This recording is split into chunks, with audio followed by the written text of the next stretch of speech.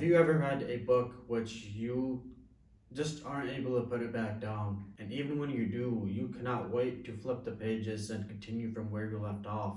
Now, I'm not talking about any religious books. Those obviously have their own value in their own department. I'm talking about a book which is authorized by a normal human being like you and I. Millionaire, Fastlane by MJ DeMarco is one such book which once I started reading it, I just couldn't wait to finish it because it was so damn good.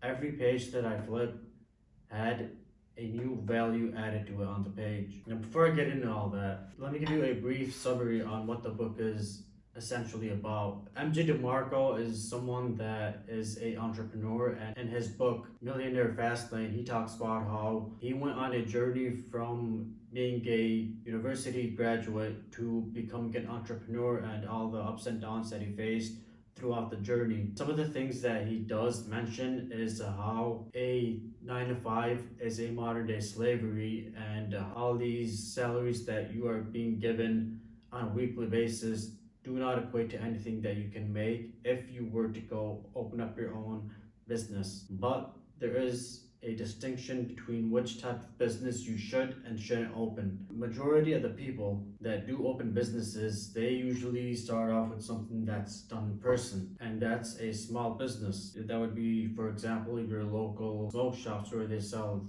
what do you call them, vapes. That's just a really bad example, but anywho, even for something like as good as a grocery store, that's something that can be done in person but not online, right? So the idea of MG DeMarco is that you should sell something which can be sold on a global scale, and that can only be a few things which are essentially things that can be sold on the internet. One of them would be, for example, marketing.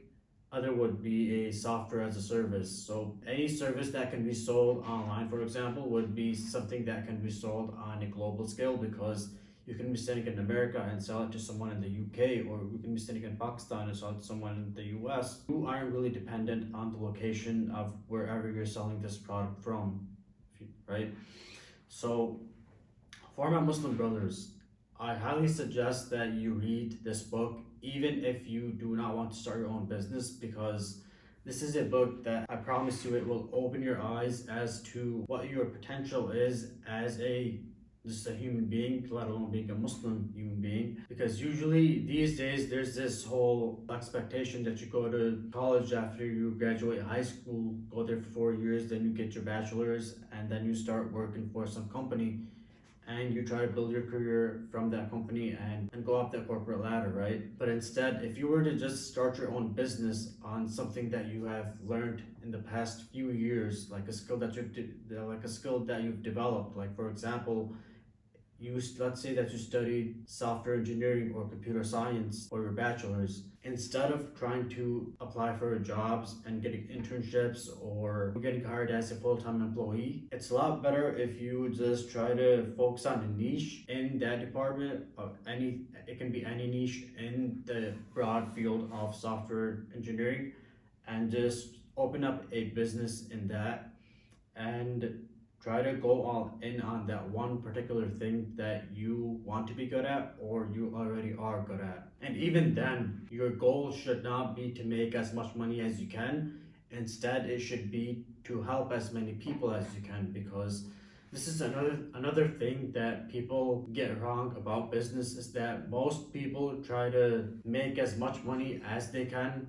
That is their goal for opening up a business. But usually what happens with that is that you are not satisfied with the amount of money that you're making, so you start to slack in your own business, and little do you know, but your business has crashed. The goal of any businessman should be to solve a problem for a certain people. For example, you want to open up a business that does marketing, okay? Let's say you open up a marketing agency. You shouldn't be thinking about how much money can I take from my customers for each job that I do. Instead, it should be how many people can I affect with my solution for the problem that they have. This in of itself is a long discussion that you can have with someone, like, but I highly suggest that you read the book in order to understand what I'm trying to say. But besides that, I highly suggest for all my Muslim brothers to read this book,